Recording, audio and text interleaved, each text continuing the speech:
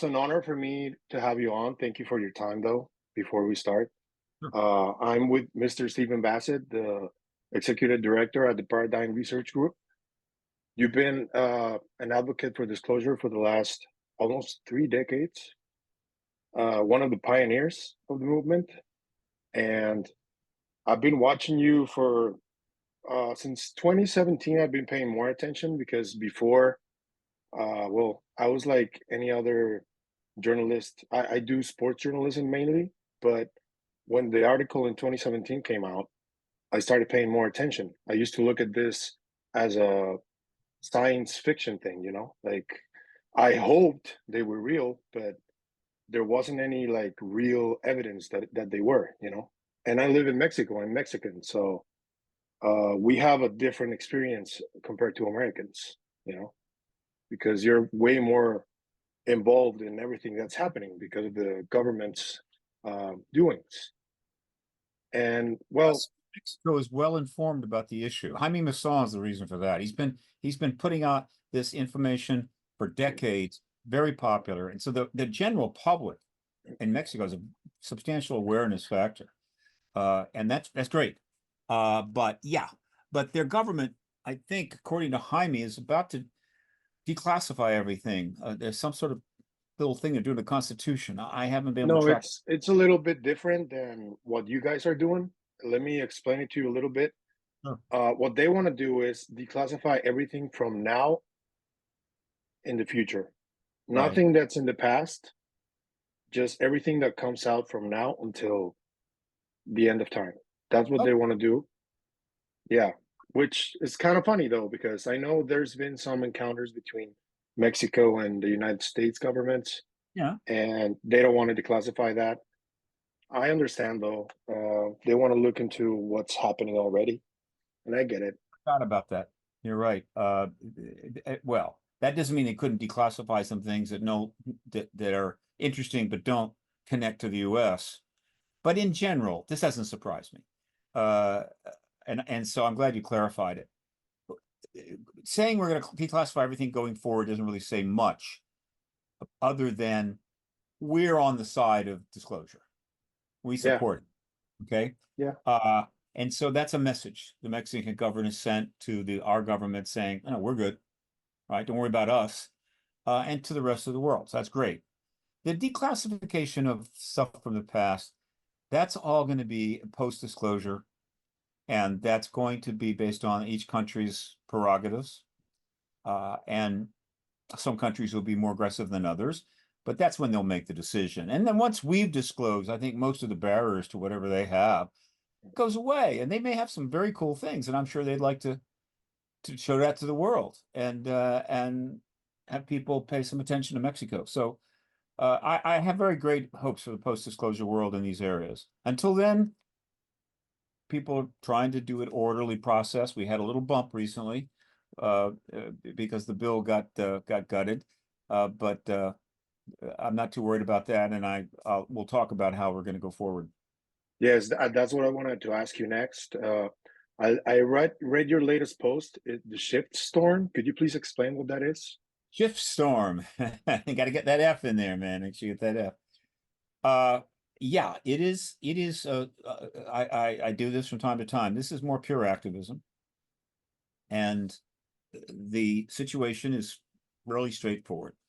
The forces opposed to the bill consisted of representatives who are connected through intermediaries back to defense contractors who provide them huge sums of donations for their campaigns. That's the way we run the show here. Okay, Yeah. get it? No problem. And those contractors were extremely upset over the eminent domain clause that Chuck Schumer went out of his way to put into the bill. Not just that, but 40 some pages of other stuff. I mean, that he and Mike Rounds, he was in a different committee, not the Intel. They crafted a substantial piece of legislation, one of the most important ever in history, maybe the most important, the UAP Disclosure Act. Yeah. And he announced that, but mostly the civilian corporation contractors are seeing what in their mind is huge profits going up in smoke right there, and so they push back. But the beauty of that is essentially, in order to push back, they had to out themselves in a way. Everybody Yeah, knows contractors, right? that's what I gathered though.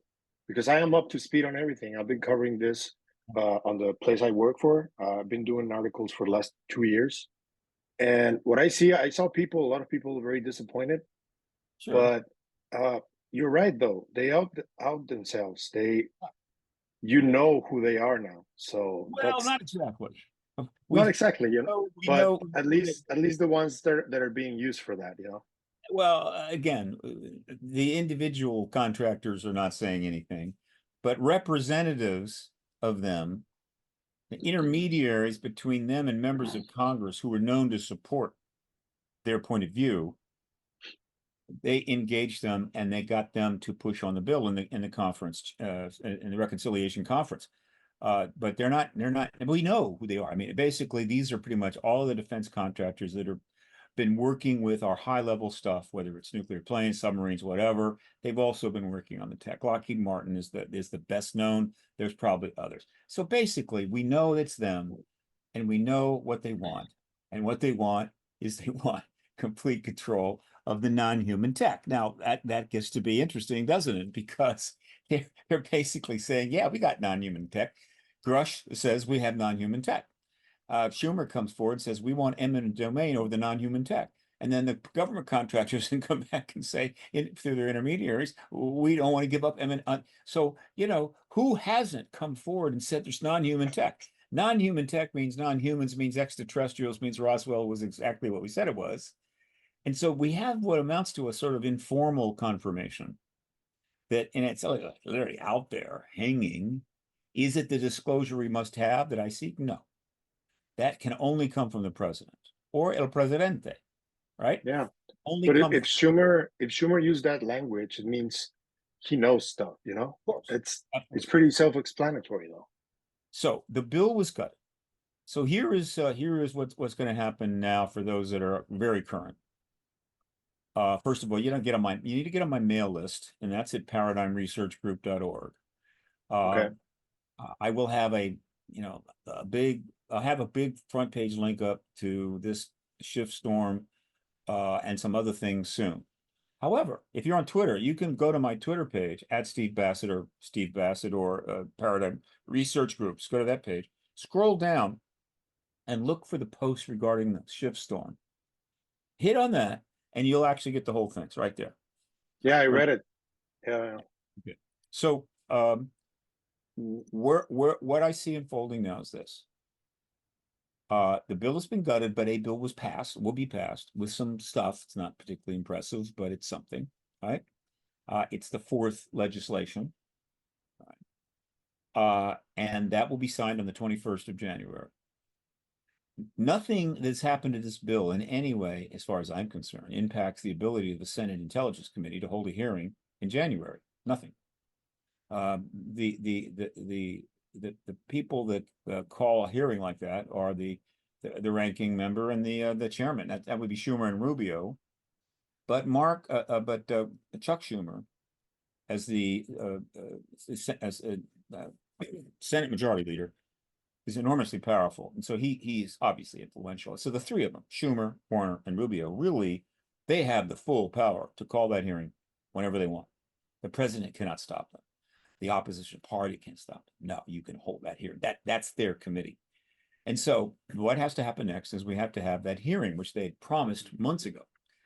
We know that there are 10, 12, 15, 20 witnesses at the type like Grush with extraordinary testimony.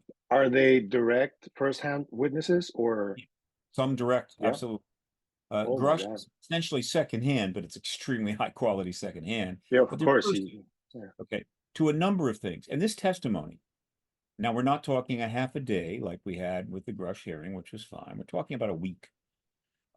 Morning, afternoon, basically 10 sessions, which is exactly how I conducted the citizen hearing on disclosure. There were 10 sessions, morning and afternoon, but we had multiple witnesses in each session. We had 42 witnesses testify. We don't need that. Most, two each session, that's 20 witnesses. These witnesses have testimony that will virtually destroy the truth embargo, literally before our eyes. And if these hearings are promoted, and I gotta believe that the networks and the cable channels and everybody else is not going to sit this out. I think the audience is going to be in the hundreds of millions. And so you got hundreds of million people going to watch these amazing witnesses. They're going to get under oath, most of them all military. So they're double oathed, right? When they serve and when they sit down, they're going to give testimonies be extraordinary. In which case, the president at that point has had basically the ability to close this out handed to him. He didn't have to go get it. He didn't have to threaten anybody. He didn't have to politicize it. He's just been watching it. He's watching the hearings along with everyone else. And so he can say to the world and to his people, you saw it, I saw it, talk to my people about it. Yeah, we're convinced. There's a non-human presence here, which means extraterrestrial presence.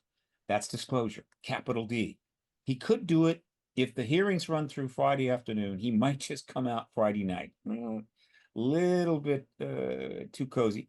He could do it over the weekend, like a Saturday or even a Sunday, but it would be nice if people had at least a day to sort of take a breath, for the reporters to take a breath before they cram into the briefing room, at least a day. Then Monday morning, we're off to the races in the post-disclosure world. Now, they haven't called these hearings yet. So I came up with a little plan, and it's called Shift Storm. And it's pretty simple. It's simple.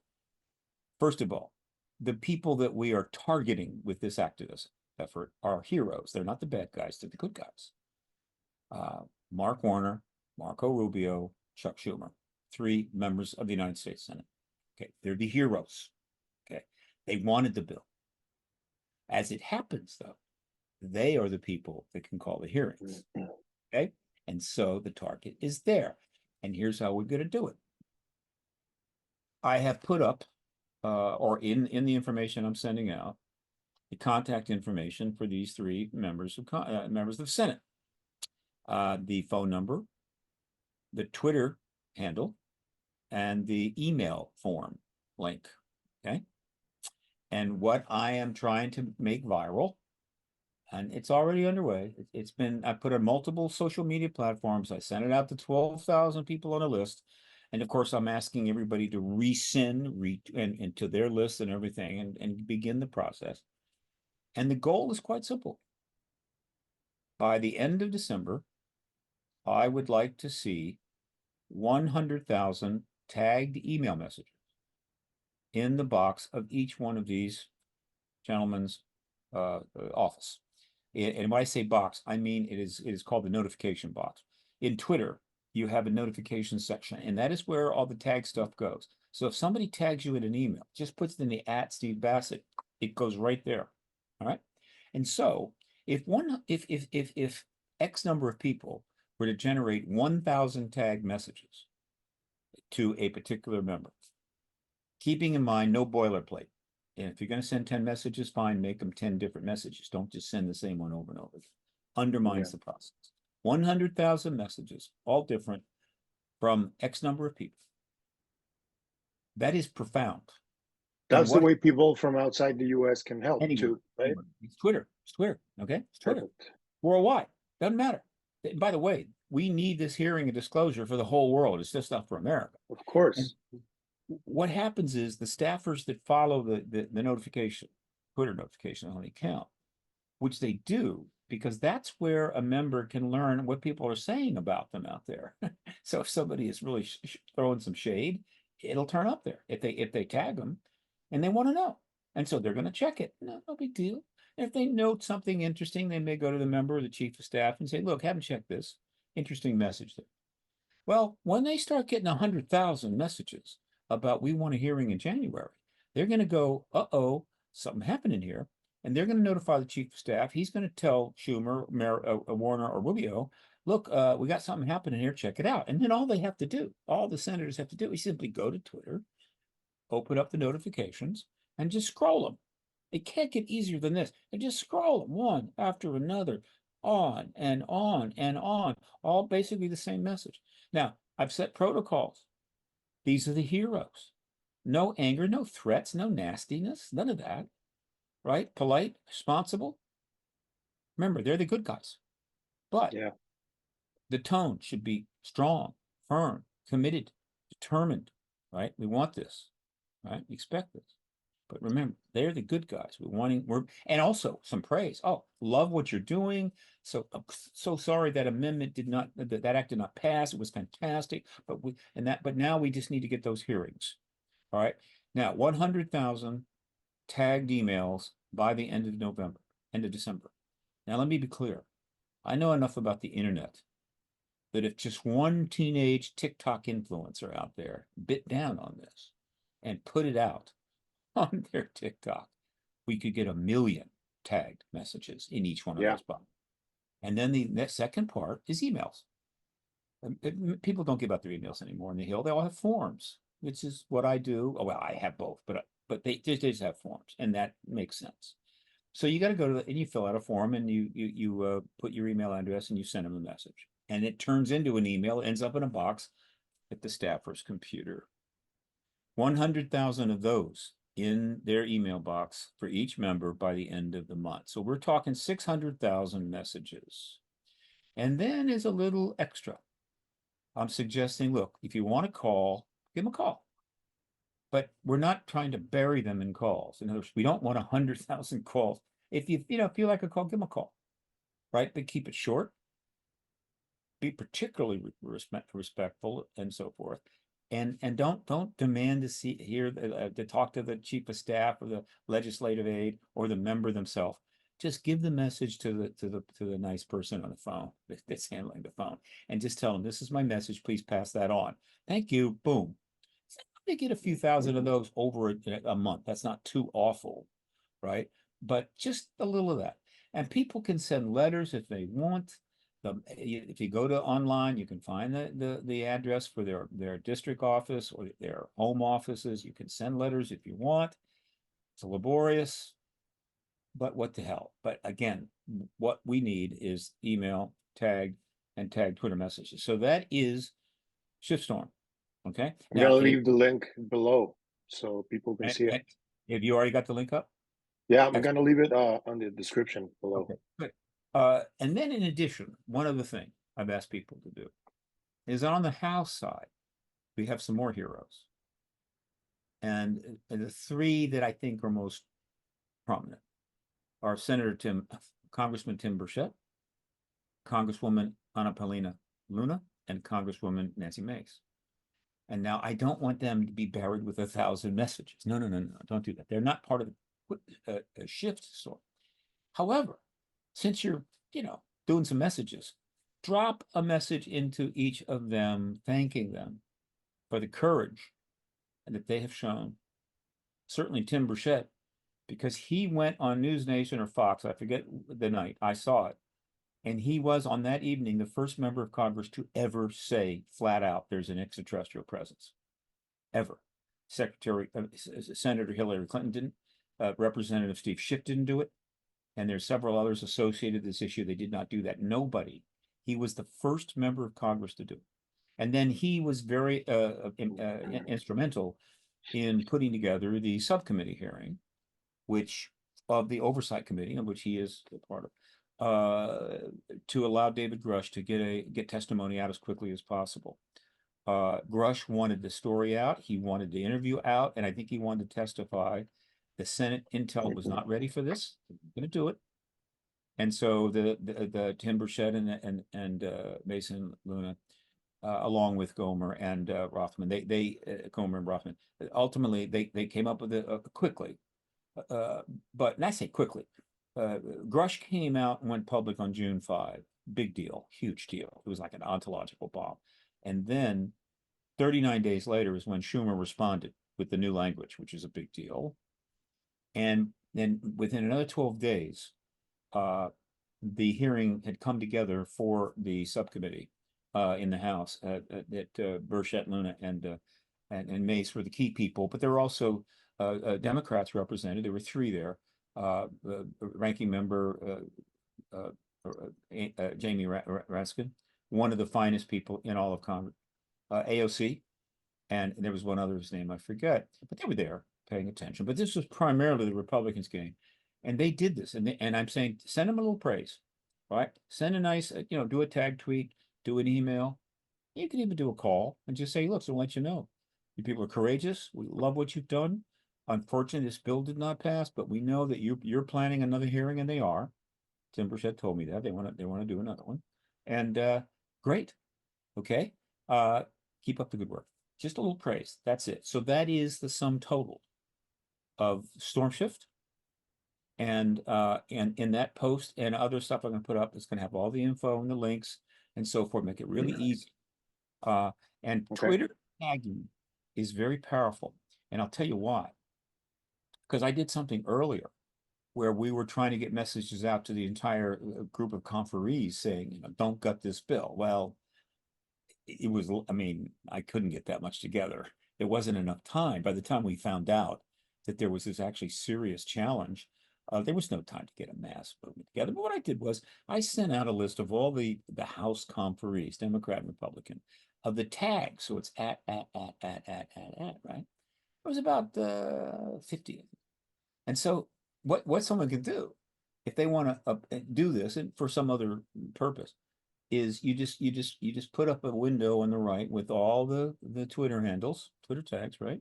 And then you've got your other window is open to your Twitter account, and you go tweet, copy post at Senator so and so, copy post the message, right? Tweet it. Next one, boom, copy post Twitter handle, copy post the message from another window, boom, and send it. And you can just rattle off the same message too. It's okay to do the same message to everybody. You can rattle off 50 messages straight into their Twitter notification box like that. Believe me, it doesn't get better than this. All right. Email is not anywhere that fast. It's a little better. It's not too bad. But what you've got to do is you've got to go to the site. You got to click. You got to open the form. You got to fill it out. You got to paste it in and you send it. Twitter tagging is 5 times faster than that. And so that's what's going on. Okay. And lastly, Yeah. again, if we get the hearings in January, I believe we will get disclosure shortly thereafter. So we could be that close to ending the truth embargo. About those hearings, though, do you think we might get pre-disclosure any videos or photos that are more revealing than what we already have? The Senate Intel can put out anything they want. I think the only restriction they would have, and they would honor it, is that they're not going to put anything out that is classified and not for public view. However, that doesn't mean they can't request a declassification. I mean, they could go to the DOD and say, look, we want to show this, and this. And the DOD could say, no, we can't show that yet. But under the current circumstances, they might go, okay, I'm serious. In other words, what I'm saying is they put on that hearing. They're not going to go half-assed on it. If they put that hearing on, it's going to be a blockbuster, historic, game-changing, tentpole production, right? Along the level of the Nixon hearings, which were huge and massive. Watergate? The Watergate hearings, but certainly the Nixon hearings, which were very hugely important. The president's job was literally at stake, and ultimately it cost him his job. But that's all negative. That's all negative, right? We're finally going to get Nixon out of it. This is not negative. This is the opposite.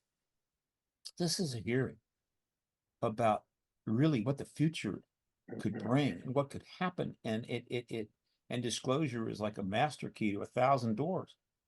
It's the opposite of negative. Now, if X million people watch the Clinton hearing, not the Clinton hearings, the Nixon hearings, how many people would watch the hearings that might very well bring disclosure immediately thereafter? I don't know what that number is. Now, how if they suddenly call it with no time frame, which would be intentional, the audience would be less. But if they give it a decent amount of time frame so the media can get in there and start covering it worldwide, the audience could be massive. And of course, that's up to the networks and the cable. Are they going to share the feed? Are they going to go international? They're nuts if they don't. Absolutely nuts. The World Cup final last year. I don't follow. I look, occasionally watch soccer. I actually finally years ago figured out the rules. I mean, for most of my life, I watched. I had no idea what the hell they were doing. Finally, I figured it out. It was kind of cool. And so the World Cup's pretty nice. I watched a few games. The World Cup finals last year was viewed live by 1.5 billion people. Yeah. And I am sure that the global network could handle more than that. Maybe 3 billion people. If Yeah, they three sounds about right. good. So the size of the world audience for this is almost unlimited, which means that if I were the networks and I was doing that, and if I was the cable networks, I'd be captioning absolutely, just literally captioning it live and or translating it live, which they can do, right? In order to hit that audience. I mean, this is, even without the commercials, this is a massive benefit to these broadcasting entities to be showing this profound hearing to the world. I'll just give them a little tip. Now, maybe they, they know I don't want to tell them their business. They know how to do all this stuff. I'm just a political activist. I'm just suggesting that it might be cool if 1.5, 2 billion people was watching something that you were very likely running some ads on the breaks. I mean, here's how it works. You're covering a hearing. You're not C-SPAN, right? You're just covering your NBC. Well, they take these breaks, right? And so they take a break midway through the morning. What do? You bring up some commercials in front of what, 900 million people or something. Yeah, you're going to make some money from it. So everybody wins here. We just have to Why get do Yeah. you think the bigger networks have been so away from this generally? Because I know there's the New York Times article and some other smaller networks, let's say. But why does the legacy media stay away from this, especially since 2017? Because the evidence has been so overwhelming Yeah. outside of those networks. What do you think that is? If you go to my website, paradigmresearchgroup.org, and you go to resources, which is on the menu, and then you slide on down to print media archive, and you punch on through, you get to the print media archive. And what you find there is essentially it's all print media coverage of this issue from regular press, reasonably professional press. That includes the New York Times. It also includes the Daily Daily Express and a number of what we'll call news tabloids in the UK. It includes a number of entities here which are not what we'll call like legacy, but they're important. The Daily Wire and Newsmax and all this stuff. Okay, so we're up to 1,800 articles. They're happening so fast, I cannot get them logged in fast enough. It's the most ever that I have curated ever. Now, when I say 1,800 articles, that doesn't mean there weren't more. There's twice that easily, but on much more fringe or less substantive media. And so and it's repetitive. So I leave those out. So 1,800 relatively significant articles, largest ever since I started doing this. And it takes the total number of archived articles there to about 15,000. So there's 15,000 articles there that, in fact, is all straight journalism about this issue. They have covered it. I assure you, they've covered it all. They just haven't investigated it. And nowadays, there's maybe one, what I call debunk piece or skeptic piece out of every 100 articles. It's about 1%. So there's 1,800 articles up there. Maybe 18 of them would be considered to be kind of debunkers. And a couple of those pieces are really ridiculous. And I'm going to enjoy getting back to them and the author later and pointing out, gee, a bad day you had there. So there is a huge amount of coverage, but interestingly enough, ABC, NBC, CBS News.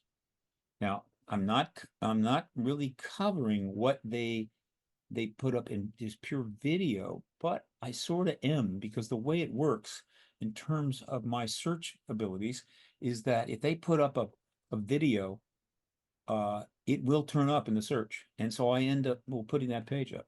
There may be no text at all, but it'll be a video. ABC, NBC, CBS News for the entire history of the truth embargo have been the most compliant. In other words, they just pretty much backed up the government on this. Not going to touch it. If we do, once in a while, no big deal. We can't look like we're completely idiots and so forth. Now, they need to respond to that. I'm looking forward to when they're actually willing to talk to me, to asking them some questions about this. How did that happen? How is it that these other newer publications are all over this and you guys who have all their vast resources are still sitting back? How tight are you with the national security state? I'd like to know. We'd like to know, because if you are, and there's a lot of stuff you're just not going to cover, just let us know. Just say, hey, we're not going to cover things like that. It's like we're just trying to play ball. Right? They're trying to protect the country and whatever, and we don't want to bother them, and so we'll cover other stuff. Let us know, then we'll go understand that. Okay, fine. But if you're acting like you are the premier legacy media, and then if something profound is happening, you come to us, then you're making a fool of yourself and insulting our intelligence. And so, yeah, ABC, NBC News. But once you step out of that, now in terms of the major papers, the New York Times and Washington Post, particularly the Washington Post, have done a lot more coverage than people know. And so if they go and they search through my print media archive, they will find scores and scores of articles. The New York Times, not quite as much, but it's getting better. The news tabloids in the UK, unbelievable amount of coverage. I mean, everybody in the UK knows everything about this. It's fantastic. Times of London, one of the worst in the world. The Times of London, the ultimate legacy publication, only occasionally just deems to step down into this issue with some tidbit. And usually it's a debunker shot. They'll need to answer for that. Okay. And then in the US, and this is not surprising. There are a lot of major papers in the US. In the old days, there were just a couple of major papers and a bunch of dailies, right, from the other cities. This goes back to the 40s and 50s. Then it kind of changed. Now there's some pretty sizable papers in some of the more sizable cities, but it's still the case that the Washington Post is the political paper of record, the New York Times is the kind of national paper of record, and the Wall Street Journal is the economic paper of record. And so the Chicago Tribune and these other papers are not trivial, but they're sort of like the dailies of years gone by. So what am I trying to say? I'm trying to say that these other, whether it's Dallas Morning News or whatever, they just don't bother to cover it much because they know that the big papers will. If it's a big enough story, they'll cover it. So they don't need to do it. And thus they can kind of stay out of the UFO area without, impeding, I guess you could say, the historical process or whatever's going through their mind. It's a mistake. They occasionally do a piece. They're up there. But of the major papers in the United States, bar none, the two worst, absolutely, as if they're operating from a cave, right, or something, is the Los Angeles Times and the San Francisco Chronicle. Almost nothing for 70 years. It's as if the left coast just doesn't deal with that. It's not about the economy. It's not about politics. But these are major papers with huge subscription. And they're botching this story. They're literally letting it go. Now, out of ignorance, stupidity, compliance, I don't know. But, Chicago Trim is virtually nothing too. And there's a number of others that are almost up in that pretty substantial level that are doing practically nothing. In fact, there are some small dailies that have done more articles than some of these major papers have done. But overall, the overall media coverage is still huge. And if you were to go to that site and just read the 18 articles from this year, you would probably be in the top 1% of the world's population in terms of current knowledge of the situation. And so let's give the news people credit. Now, are they going to hold secret meetings in a Roslyn garage and get the inside poop about the dead body stuff or whatever, and then come up with a big investigatory spread? No, they're not going to do that. They'll do it on other stuff, but not this. Because overall, while it certainly changed, American journalists made a decision long ago that they would go along with the truth embargo. And while they could change their mind at any time, ultimately it became institutionalized. So That's that what I wanted to hear. all the journalists pretty much went with it, and have only over time started emerging out from that institutionalized situation, covering it more and more, but still no investigations. Those have to be done by other people with a lot less money and a lot less prestige, that they can scrape together something. And even if they do a great investigative job and come up with something cool, it's going to be dismissed because it's about ETs, and there are no ETs here. And so why do we care what you're writing? And thus the truth embargo moves forward in time. Okay. It's funny you say the LA Times, because the reason I got into all of this, I have a podcast called Psicoactivo, and I started studying a case of a doctor who's Mexican. His name is Jacobo Greenberg. Have you ever heard of him? No? Nope. Well, he founded the Institute of Consciousness in Mexico in the 80s. And there was a documentary that came out about him in 2021. And it turns out that he had been working for years for the CIA. And he was going to schools in the United States in secret. He was giving lectures. He was helping with experiments. In that documentary, they claim that he was part of the Stargate project. Well, what's the Stargate project? Is there so many of these names out there? I'm not sure. Can you describe it to me? It's supposed to be a project that dealt with UFO stuff. Yeah. And yeah, that's Okay. that's the one. Yeah. All right. There have been many. Look, there's plenty of them. They have been running programs and studies. They've used, they bring in foreign nationals. They pay well. They have strong non-disclosure agreements that they're really serious about. And this has been going on for decades. The thing That's what, about this doctor, though, yeah. he disappeared in '94. Nobody knows what happened to him. And the only American newspaper that covered the story was the LA Times. And the reporter said he didn't know anything about it and he couldn't investigate it any further, really. And he never And turned up. no. And what the doctor did, essentially, he created an experiment with people from India, other scientists, that essentially, that's what he says, it proves that quantum entanglement is real. And he did an experiment that proved it by connecting two minds in different parts of the world. And when he was about to give up all his findings, he disappeared.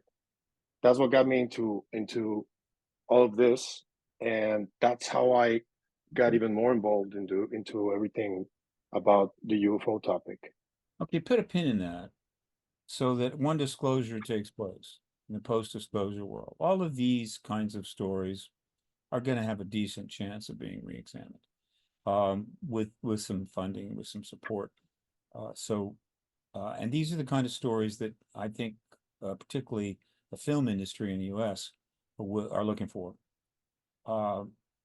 In November, my partner Dan Harari and I founded a new entity called the Hollywood Disclosure Alliance.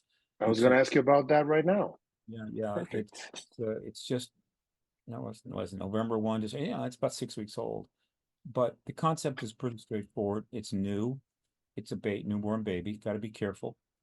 But it's intended to be nothing but a networking entity, but targeted. I mean, LinkedIn is a networking entity, right? But no, this is a very narrowly defined networking entity in which it's trying to bring together people in the film industry or entertainment industry, almost any aspect of it, and the people in the UAP, UFO, research activist, journalist, documentarist world that have been working in the intellectual ghetto of ufology for all these years because of the truth embargo.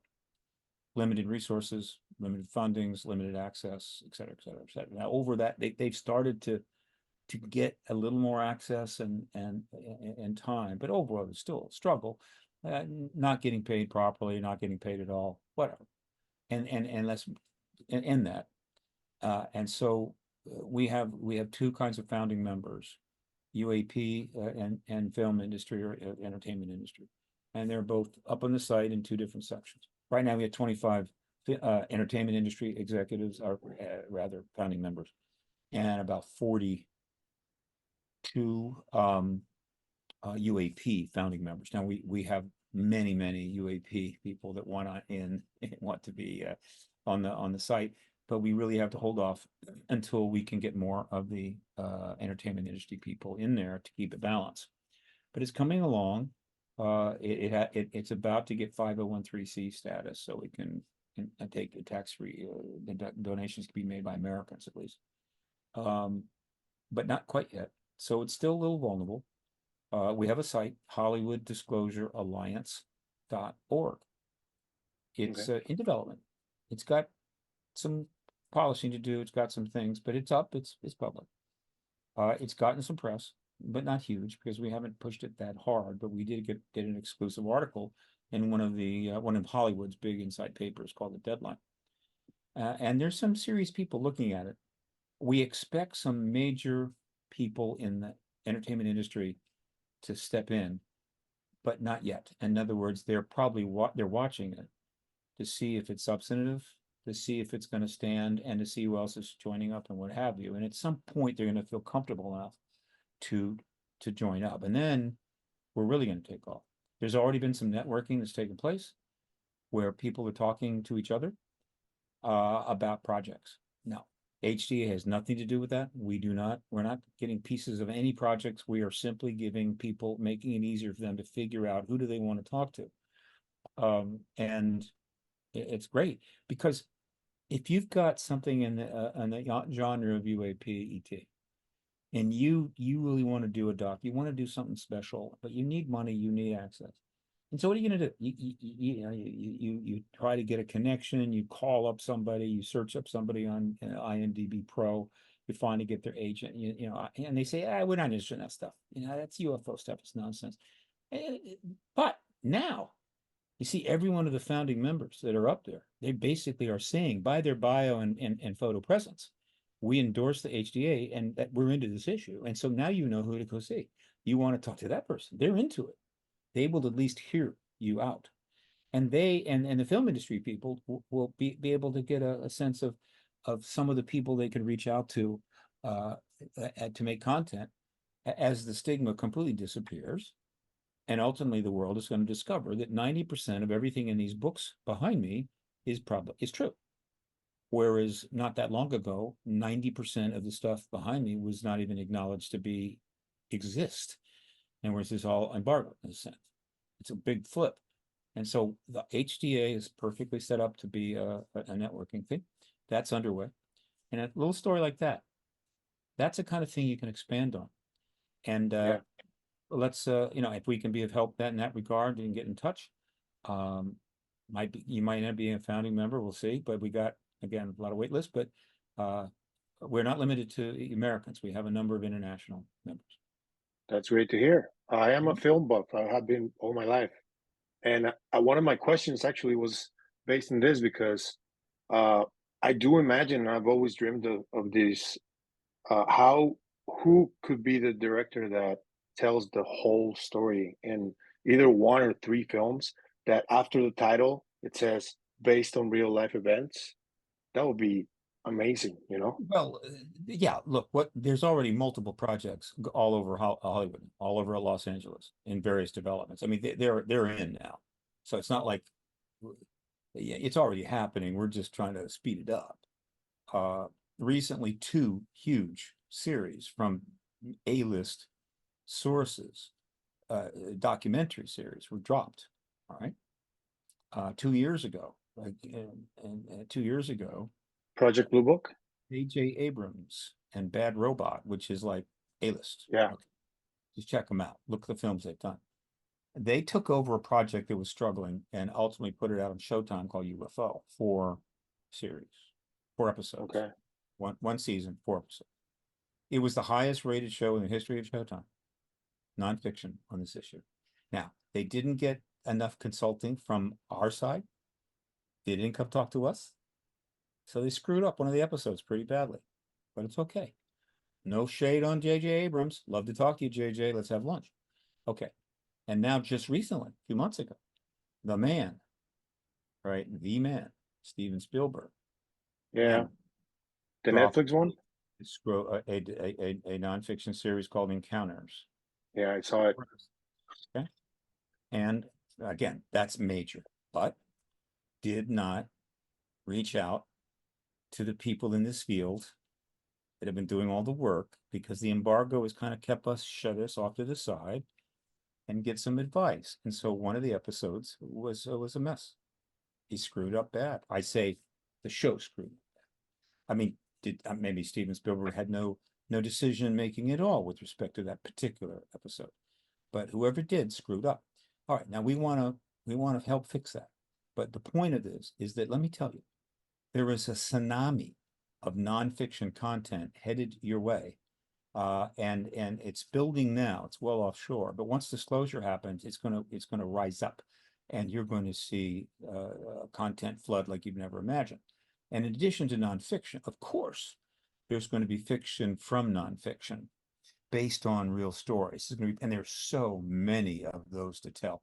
I know of a number of scripts, and I'm hoping I can and do some deals. Again, as me, I'm a founder of the HDA, and I'm on the board. That does, but I'm like everybody else in the HDA. I can network. Okay, the HDA doesn't do a deal. The HDA just makes it easier for others, and it includes me. And so I'm hoping to be able to shepherd a couple of scripts. And there's so many. And why would I do that? Well, one, because it'll help bring key stories out, which is fine. And two, projects like this can generate substantial income. And I am heavily in debt after 26 years, right? There are people, running Apple stands on the sidewalk have better credit than I do. So I need to get resources so I can do more work and also live longer and be more effective. And that is true of every one of my colleagues.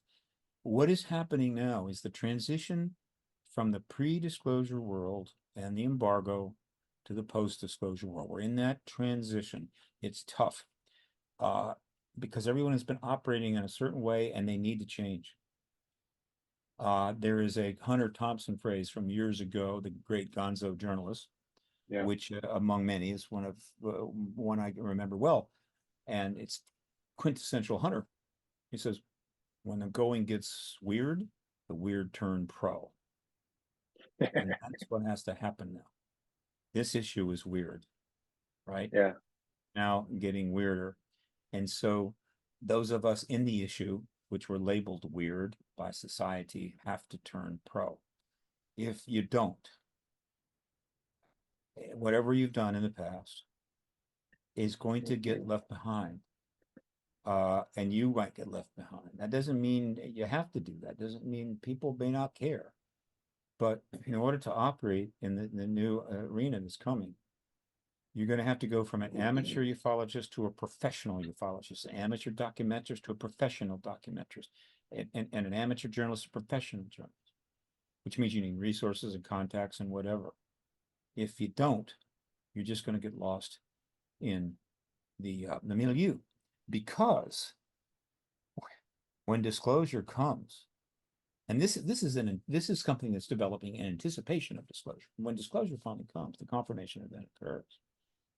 All the major journalists, all the major companies and major media and everything else are going to then be unleashed. And suddenly the amateur ufologists that were carrying all the water all these years are going to be just left completely behind. Your legacy will be there. The books will be read, the documentaries will be watched, no question.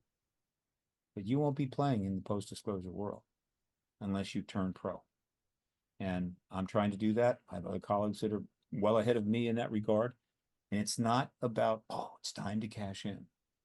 No, it's about time to have a life and to be able to do more, right? Okay. I tried to get a doc done 3 times, couldn't do it. And the second and third time, I was dealing with high end. I was in the pro world, but unfortunately, it's more than there's a lot going on. So the pandemic blew up one of them, and the double strike blew up another one. So hey, it's a tough business. Yeah. I was wondering though, because I did watch the Dr. Greer documentary on Acknowledged, Mhm. and you've been working with him for years, right? You've been Not collaborating with him. no, no, uh, No? no. Greer, Dr. Greer is kind of his own. He's like a nation into himself. I mean, he's his own world. He has a completely, uh, it's like a state within a state. I mean, no, that's the word I'm looking for. He has a very substantial enterprise, heavily funded, fully developed. Okay. It's like you don't collaborate with that. So Okay. he just does his thing, and I do my thing. He's operating at a different level with vast more resources. Because I noticed that suddenly a lot of people from the UFO community almost don't want to say his name because of all the claims he makes, you know? That's I And wouldn't go that far. Look, he's controversial. When you yeah, do as much as he has done, the more you do, the more likely, the more controversial you're going to get. I'm already getting controversial because of the shift storm, right? I mean, I'm going to get some grief about that. But he is a very dynamic person. He's done a lot of stuff, and so he is a very public figure, and he gets a lot of hits. But to be precise, um, the real activist movement, a true what I would call activist movement, starts with him. There had been okay. this and that happening prior to 1990, but not a movement. Just wasn't there. I'd say it's him, you, and Shihan, right? You three are the ones who have been doing this the most, the for the longest time.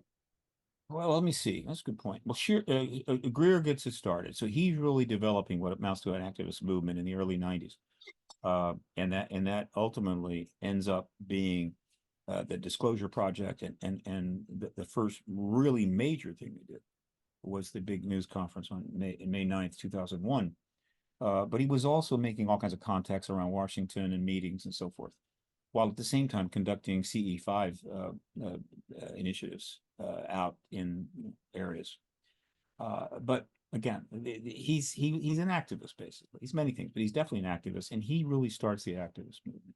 I join in on '96. Now again, but Danny Sheehan touched into this issue during the Carter administration in 1977, and so, but it was not so much. It was not an activist movement, and he was tasked by Carter to do some things with respect to Carter's effort to do a study. And so Danny did it, and then Carter got shut down real quick, and so Danny then stepped away. He had other things to do.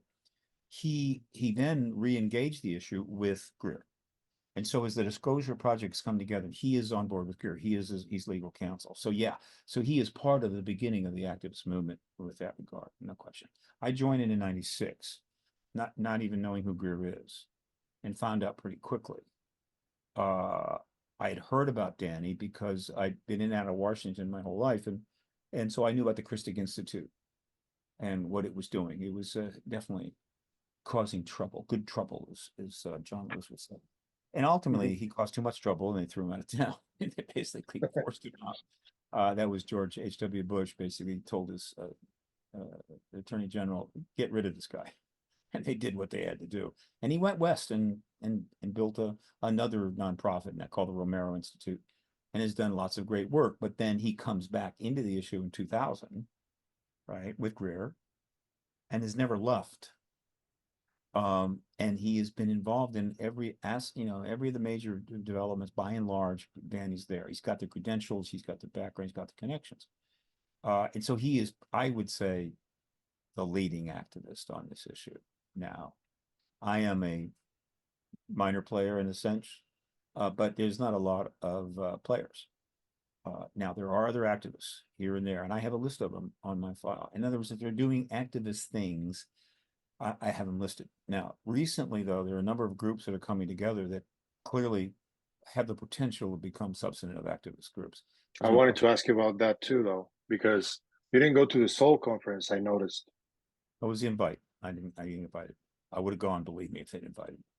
Okay, because I think there's a lot of people that I didn't know about. I knew about Jack Ballet, I knew about you, Dr. Greer, you know, Yeah. but for example, Dr. Gary Nolan, I didn't know about him until a few years ago. He came out in 17. He was one of the initial 10 that came out with the To the Stars. He didn't really get too active, but eventually he steps into it in a big way. The two that got active relatively soon was Elizondo and Mellon. And they were the ones that were, and ultimately, as we move forward in the process, that what I call the disclosure process, they appropriately had to leave the To the Stars Academy because what needed to be done at some point simply was inappropriate for them to be working out of a public benefit corporation. They had to be on their own. And so they kind of split from there, Mellon particularly, but they did a lot of the work. And eventually Nolan starts turning up, and he's the science guy. Mellon's the political guy. Elizondo's the Department of Defense military guy. So you got the three, the triad there. And Nolan has come in later, which is not surprising, because in terms of the science and stuff, he needed more to happen before he could maneuver there. I mean, he's got to be careful, even as a Nobel Prize nominee and has an endowed chair at Stanford. Believe me, John Mack was a Pulitzer Prize winner, and they tried to run him out of. So, but then he finally made his move, and so he set up a think tank called Seoul. It's a science technology type think tank. He's got top people in it. They're moving forward. Danny Sheehan has set up a think tank called New Paradigm Institute. He's gotten some initial funding. Millions more will come. He has an office already set up in Washington, one block from the Capitol. Paradigm Research Group will, as soon as I can get about $2,000, is going to convert to a nonprofit. Finally, the reason I happened before, their reasons. All I can say. Should have, could have. I don't know. We'll see. But it'll be a nonprofit. I'll have a board, and it will be a little boutique think tank. But it is 2 blocks from the White House. So Danny is a 9-iron from the Capitol, and I can hit the White House with a 3-wood. So we're well positioned, right? And then I was the only lobbyist for 20-some years. Now there's 6, 7. People are signing up. There's a MUFON, which has made great strides. MUFON TV is huge, and that was all put together by Ron James. And also Ron has been doing interviews on the Hill, so he's almost like a representative of MUFON in that regard. But they hired a full out law firm, a lobbying firm, and who is lobbying on behalf of MUFON, which of course is Mutual UFO Network. And there's others that are going to turn up, and so pretty soon there's going to be plenty of UAP lobbyists. But I was the first. But I didn't do a lot of lobbying, but I used that as the handle to launch an activist career. Now, I think I may get a chance to finally do some serious lobbying here. I'm still a lobbyist. And I look forward to that. We'll see. But again, lobbying the issue, no money involved. And so that's where things are at. And the rest, the activist movement now is so new, I can't keep up with it. And so believe me, there's plenty of activists out there now, newer ones, and some others. And I'm going to try to find a way to highlight them. We'll see. Some of them are going to be members of the HDA. That'll help. I am glad that there doesn't seem to be division between the lobbyists. There is division on Twitter, because I'm a media analyst. I've been doing this for a long time. Since I started analyzing this, I started looking at all the different groups and all. And I'm glad to hear that you guys are not divided as some people may say on online or Which different guy? podcasts. Who you're referring to when you say not? The people you've been mentioning, everybody, Dr. Greer, the Elizondo and Dr. Nolan. You all know each other. There's no division I don't there. know them personally. Look, overall, there's a lot of people who have a place in this disclosure process underway, whether they know each other personally or not, whether they're actually working together or not. And by and large, there's a decent amount of cooperation or at least mutual support. I've supported the To the Stars Academy from day one. I've supported Mel and Elizondo, and certainly Nolan from the beginning. Others have not. That's their choice. But I kind of have a good idea what's going down, and they're leading the pack here. And so we could, but yeah, and overall, in terms of the people that we are talking about, no, we are not attacking each other That's good. on the web. We're not going to. Others will do that for us. It's like, others are gonna, I like Steve Bassett, but that other guy's an asshole, and vice versa. But that's the internet. We're talking Yeah, about millions of people able to voice opinions, and to me, it's a miracle that it isn't 100 times worse than it is. The worst thing is, I mean, the Twitter feeds and Facebook feeds aren't too bad, and LinkedIn is like one of the most positive the feeds ever. I mean, yeah. they manage that's really great. But where it gets ugly is comments. In other words, I stay away from the comments to articles, in the tabloids or in the news tabloids or like in a YouTuber thing. I stay away from those because for whatever reason, the comment section is where people are really pretty nasty, and I don't need to read that. But in general, there are fights and feuds that are happening. There are accusations. There's the odd, real snide remark, and of course, everybody can come up with these really cool graphics now, so they can really have fun. I think It's that not. muddies the water a little bit. I don't particularly like it because I came from the outside. And when I came in, I was like, okay, there are people feuding here, and I'm so glad to hear you that you support most of the people that I've been following because Don't feel too upset about the feuding. Look, in going back in time, in the 20th century, well, before any of the internet, right? In different platforms, scientists, professional scientists with PhDs and stuff, were feuding all the time, right? Swapping nasty notes and everything else about the fact that your idea is absolutely insane and what have you. There's plenty of that. It just wasn't so public. Right? We're talking about lots of people engaging complex subjects, believe me, and plenty of contention. The internet is magnified this and then made it fully public, and so we're getting a much more accurate picture of human nature because of the vast numbers of people you can sample. And human that's nature is true. who would disagree with that? Okay, in other words, if we could just get things to the point where all of the nasty human stuff was pretty much flame wars on Twitter or Facebook or whatever, and not genocides in Africa or Yeah, the Middle East, we'd be great. I'd love it. So I try to be, and most people need to get circumspect about trolling and stuff on the internet. It's easy to defame people. You have to adjust, right? You can't act when you're being defamed in the net world like was happening 50 years ago, and somebody put an article in the newspaper. You just can't do that. It's a different world. You have to accept that, hey, that can happen, and you just move on. And if somebody says something awful about somebody else, you use your own judgment to say, consider the source, what's going on, and you move on. So we're adjusting and discounting, and that's necessary in this crazy world. But at the same token, these vast interconnecting technologies that make it possible to drive somebody crazy, troll them forever, even drive poor kids to suicide. That same technology is the most powerful activist tool in history, and capable of bringing the world together. So the good, the bad, it's two-edged sword, as all technologies are. So people need to focus on taking the max advantage of every tech that's emerged in the last 10 years. Minimize the negative side of it, meaning don't feed it, right? And we'll get the best possible outcomes. But there's never going to be a perfect Twitter, I assure you. And yeah.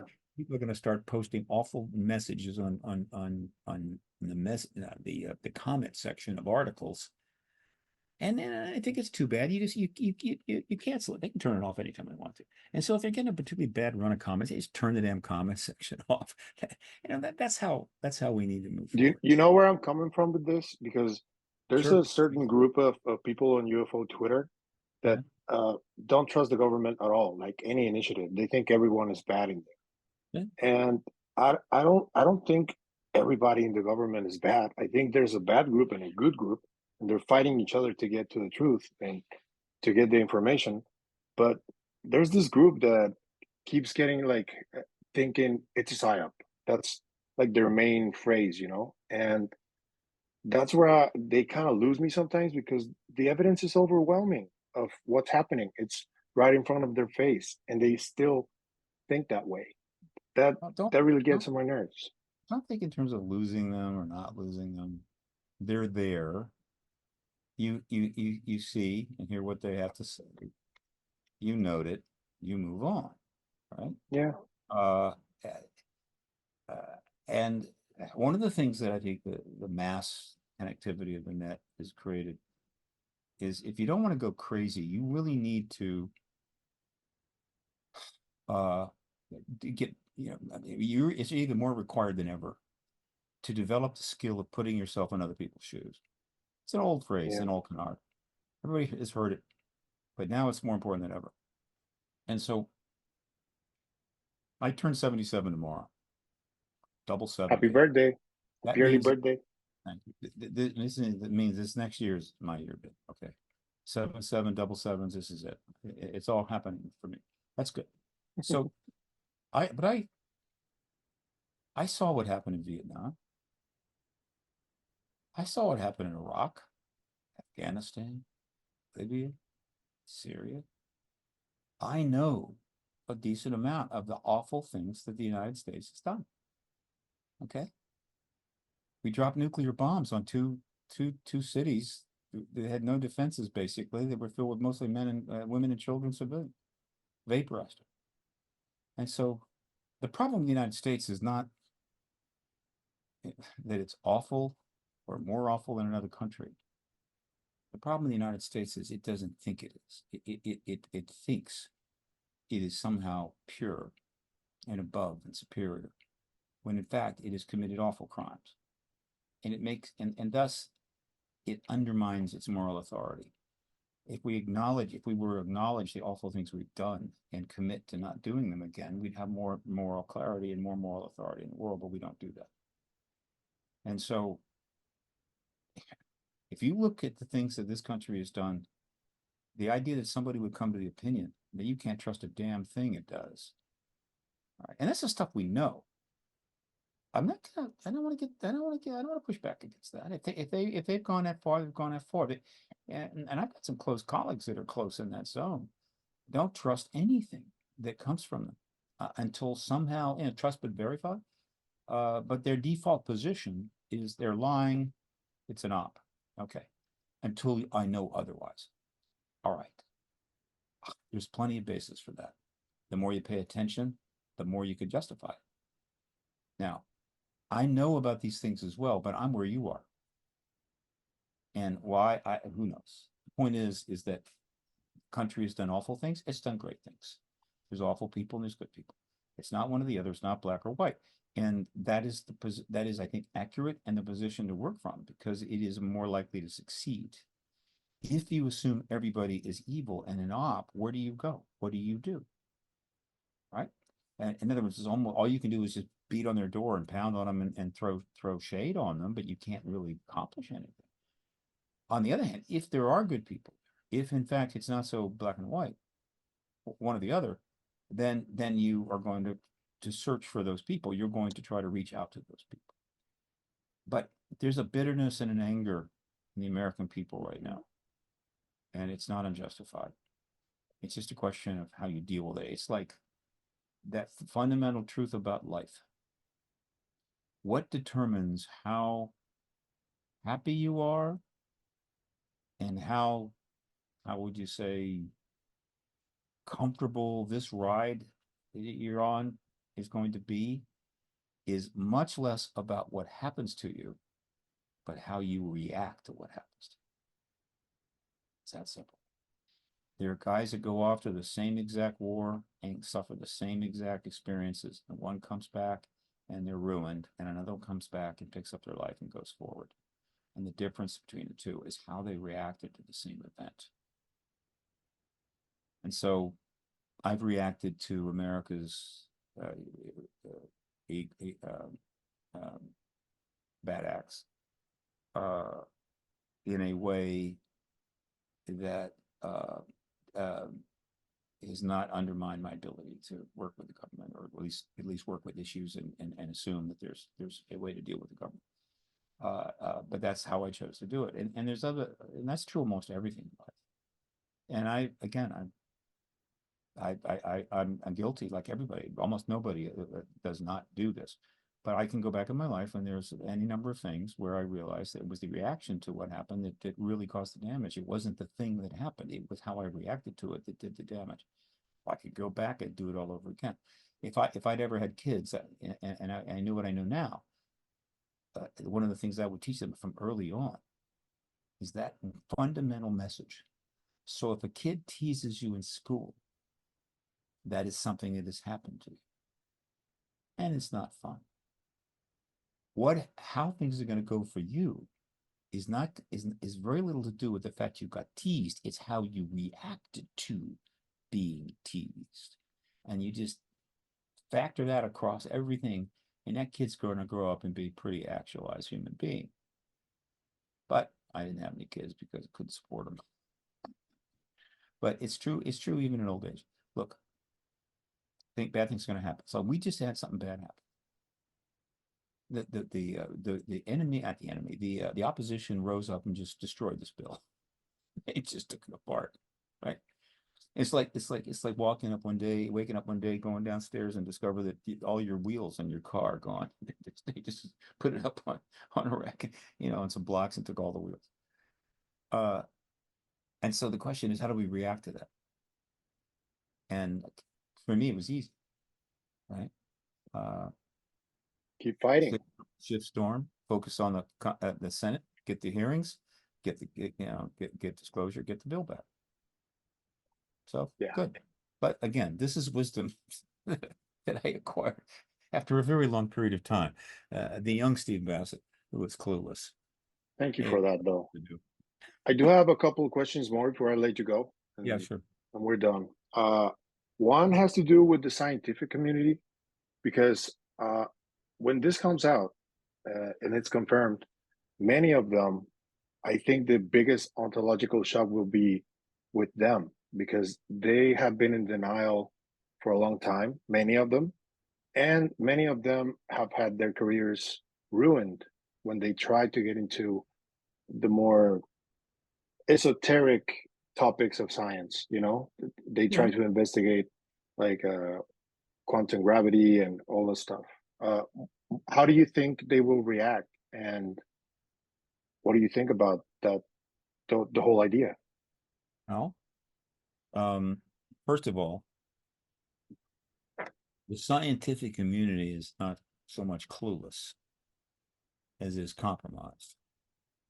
I think the number of pretty well-educated scientists in the country that know there's an ET presence and this thing's real is pretty high, but they can't touch it. They're not going to touch it. The truth embargo has made it very dangerous for them to do that.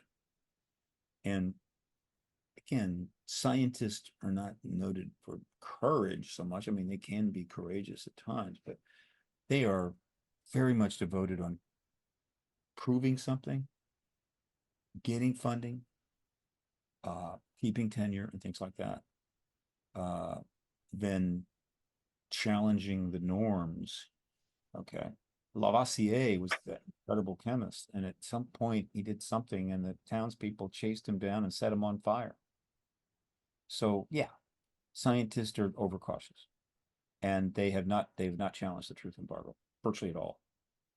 I mean, in terms of numbers, I mean, like 180% in a way have what I would call trying to engage that. John Mack was one of them. And so it won't be ontological shock. It'll be more like public relations.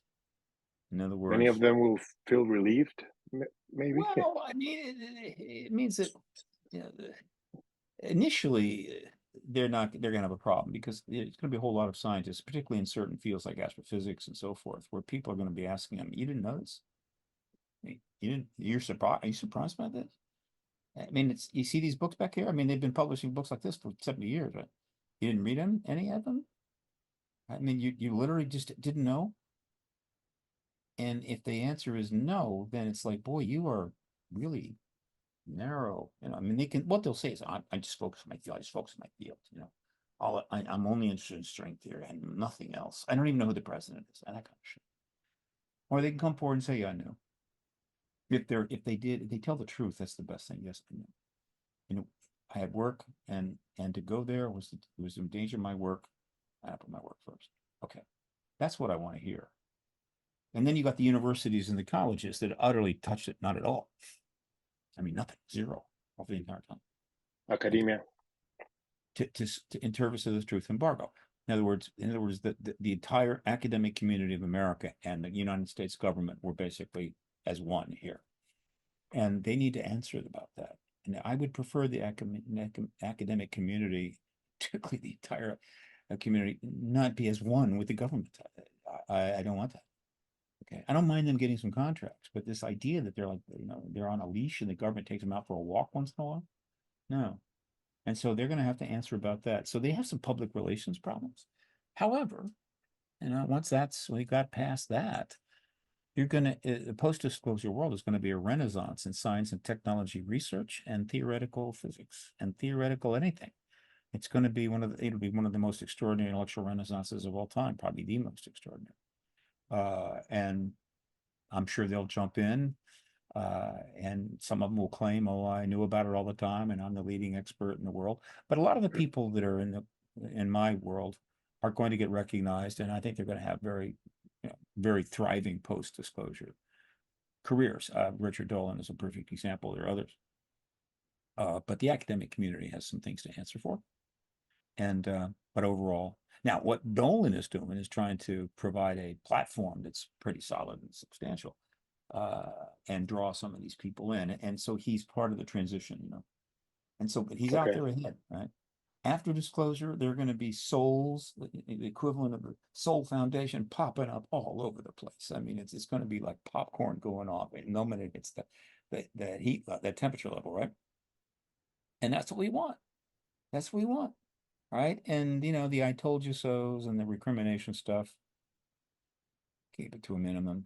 Let's go forward. Let's see how much of the post-disclosure world we can engage while we're still here. All right. Last question. Okay. I'm sure you've been familiar with the Chris Bledsoe case. I keep hearing about it. I know it's a pretty significant case, and he wrote a book with a fantastic title. Yeah, there's this recent podcast he did with Danny Jones. Mm-hmm. I've just heard about him, and then I saw the podcast. He did mention something at the end that he was given the green light to do a movie about his life. Is the HDA related to that in any way? No. No? Chris Bledsoe is welcome to be an HDA member, I assure you. I mean, we were 6 weeks out. I didn't just reach out to everybody because I knew I couldn't if they wanted in, I couldn't put them in. I don't want to invite people to come in and say, well, but not yet. But I would, I'd be great. Now he's already networking and getting things done. But if Chris wants to be an HDA member, it'll happen. There's no question. But in general, even without the HDA, I mean, look, there's networking taking place as the professional film industry realizes it's okay to go there now. Okay. Yeah. If Steven Spielberg can go there and J.J. Abrams can go there, and by God, anybody can go there, and they are. I just want to help them go there, and I'd like to participate in a little bit of it too. So all good. But there's so many scripts. There's huge amount of material, documentary and fiction based on real events, which is great. There's a way those kinds of films can give a life and substance to something that a straight doc cannot do. But we're going to be getting both. Are we going to continue to get an endless stream of tentpole alien movies? Well, the Marvel movies have aliens in them, but they're really comic book aliens. But still, they're aliens. It's not the real story. It has to be the real story. I don't know. I think I think that people are going to be a little more interested in the real stuff. But hey, uh, what I think you'll see is, because these guys are geniuses. Let me tell you, the people in the entertainment industry are geniuses. When Yeah. people, throw shade at them because they don't understand. These are geniuses. The stuff they do is incredibly hard.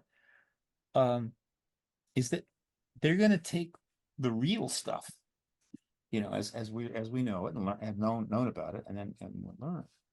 And they're going to work that into some fictional scenarios that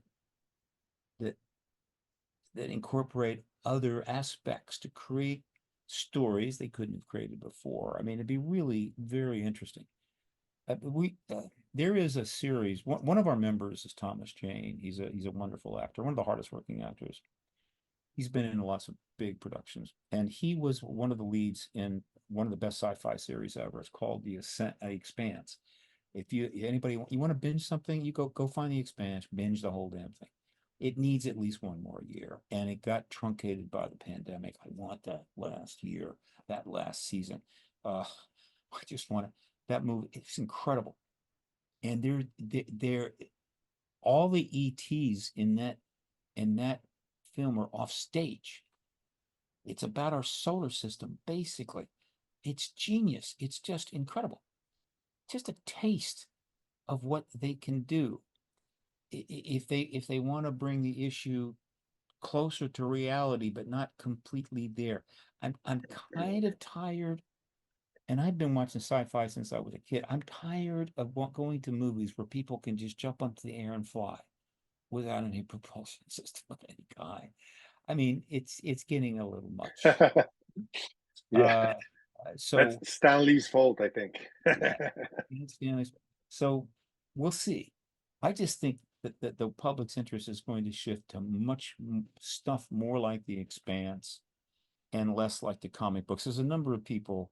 There's been more than a few people who have bearing in this field and no film that have been starting to talk about it's time to leave the comic book stuff behind. We need to move past Yeah. it. It's a great run, made billions, but it's kind of an indulgence and a distraction when the real stuff is pretty damn interesting. Yeah. And so we'll see where the money goes. But the industry is one thing, right? It's about money. And so if they can make money from a script, they will do it. And they're starting to realize they can make a lot of money from this stuff. Project Blue Book was a perfect example of a transition show. That was good. I liked it. Yeah, it was good. It's fiction, right? Yeah. Based on, and so there's a lot of fiction and a decent amount of real. I think they went too far in the fiction, but it's Paul Hynek was part of the producers. He's a member. He's a board member of the Hollywood Disclosure. J. Allen Hynek's son, right? We have several people on the board that were producers on that, and they liked it. It was great. They should have continued it. I don't know why they didn't continue it, but I think we're talking pandemic actor strike stuff again. Okay. Yeah. But that was an extremely popular show. And now we need the fiction based on a true story of J. Allen Hynek. Yeah, And that'd be great. McDonald and NICAP and all of that. That's going to happen, as well as docs on that. All of that stuff is coming. The history of this issue, one of the most extraordinary 75 years of history of that thread. There's been a lot in the last 75 years, but still is going to be fully plummeted by the writers, directors, and producers. And that history is going to be there. It's going to be decent quality, and the best of it will be part of future generations' knowledge and history for a long, long time, if not forever. This is the most profound transition in human history. And people say, well, what about when the ETs were dealing with ancient either Egyptians or Sumerians or some of these other cultures or in South America, whatever? Yeah, I think they were. And that was probably pretty kind of special. Yeah, it was special. It was pretty limited. They were in almost every case viewed as gods, and why not? And so the gods kept coming down once in a while, and they looked like this and they looked like that, and that's kind of what's going on. I get it. And that was spaced out over huge lengths of time. Now, in a short length of time, multiple species are taking and pushing us towards something, which I think I know what it is. When we have 8 billion people and we are a fully technological spacefaring civilization, already have left the solar system, this is different. This is something else. They're no longer gods. They're eventually going to be our affiliates. You know, they're going to be colleagues here pretty soon. That's not the same thing as gods. This is as big as it gets. That I was able to even be part of this is luck. Look, I mentioned this the other day in a presentation. If you want to just call a generation 25 years, I mean, it's different. People call it different lengths, but yeah, 25 years is not an unreasonable length for a generation, particularly as you go back in time, because people are having kids at 13, 14, raising them to 13 or 14 and then dying, and so that they could do the same thing. So 25 years. That means there's only been 480 generations since the flood, since the cataclysm of 12,000 years ago, which I'm pretty sure happened. I'd love to know the details. 480 generations is a lot, but not too much, right? Of those 480 generations, only 4 are going to be present for this. And most of those 480 generations didn't see much at all. I mean, nothing much happened. It was like, yeah, but it was day-to-day stuff, nothing unusual, nothing profound, didn't know much was going on. What about the ancient Sumerians? Again, the ancient Sumerians had engagements with the ETs, I believe, and there was that in contact. And so that was interesting. Okay, there's no question, it was interesting. But it's not this. But is way different. This is global. This is where we become colleagues as a planet, as an entire species, and they're not gods. They're going to be colleagues, and of course all the potential that can come from that. But just being the acolyte of a ET god 3,000 years ago is not that big a deal, right? I mean, if they didn't have, if the ETs weren't the gods, it would have made up other gods. So, well, I'm not saying it's trivial. I'm simply saying that it pales into comparison what's happening now. We are after 12,000 years of developing what we'll call a civilization. After about 300,000 years being a species, Homo sapiens sapiens, and then untold billions of years, well, not untold, but billions of years of millions of species evolving and changing and competing and whatever and doing what they do to get to the point where we could even exist. I mean, that all that is required. We just didn't drop in a note. It took that long. I mean, incredible length of time to get to where we are, a global spacefaring civilization. And contrary to what some people think, there hasn't been a global spacefaring civilization here before. There might have been ETs here who could go into space, maybe even take somebody to space, but the Sumerians were not building starships. And so this is it. This is where we go from being alone on a defined sphere to being able very soon to go star to star, fully aware of and dealing with other species. This is it. This is the ultimate bar mitzvah. This is why do you think coming of age? Why do you think Elon Musk keeps saying no when he's asked about this? I mean, he has a lot of concessions with many countries. Yeah. He has a reason to say no. That's what I think. But what do you think? I would be absolutely shocked if Elon didn't know there was an ET presence. When you're worth that much money, there are people lining up to tell you that, and a lot of them. So he has some very clear reasons for standing off on this. I can't even guess what they are. Who can climb into the mind of Elon Musk? I mean, I could take a simple shot at a guess that in order to do a lot of the things he does, the Starlinks, right? The SpaceX, all that, launching these ships, all this stuff that he's doing, he needs a certain amount of cooperation from the government. It's not just like you can do anything you want. And so by throwing his weight behind the idea there's ETs here, he could be irritating some people that wouldn't like it. And he might lose some of that cooperation. So it's in his interest to kind of stay out of it, frankly, given what he does. That makes sense. Somewhat same thing. Okay. Branson is kind of out of it now. But clearly, those that are doing the space stuff, civilian space stuff, they don't want to irritate the government. That would be my first guess. But the idea that somehow Elon missed out on this and didn't figure it out, not. And then later on, I'm not buying it either. he'll admit it. He'll later on say, "I always knew," but I just couldn't say. So when he's able to, he'll admit post-disclosure. He's not going to be, post-disclosure. He won't wait long to go, "Yeah, I knew too." Who knows? Maybe he'll say, "I'm an ET." Who knows? Yeah, that's fine. He's an ET. I'm kidding. I'm kidding. It would explain a lot. I mean, I just want my Twitter space to work. That's all. Yeah. That's all I want. I don't want that much from Elon, but I'll be happy to sit down with a meeting when he wants to fund a documentary that I'd like to do. Yeah. He's an amazing guy. Yeah. Mr. Bassett, remember I told you about the Big Thing podcast with Christian Harloff? Yeah. Mm-hmm. He already knows, and we can set it up via email. I can tag him, so we can set it up for either next week or the week after. We'll talk about it.